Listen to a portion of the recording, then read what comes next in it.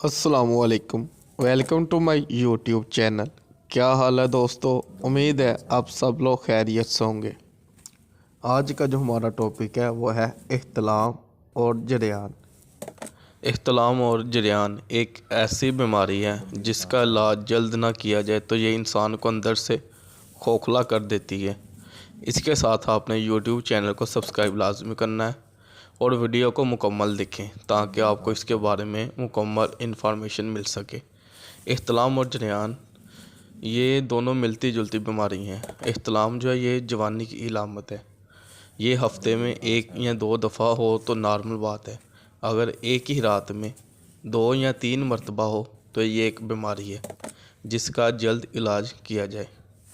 जरियान ये भी एक इसी किस्म की बीमारी है। ये पेशाब के बाद कतरे आते हैं या ये पेशाब से पहले आते हैं। ये इंसान को दिन ब दिन कमज़ोर कर देते हैं और हड्डियां कमज़ोर हो जाती हैं जिसकी वजह से इंसान की सेहत पे काफ़ी असर पड़ता है।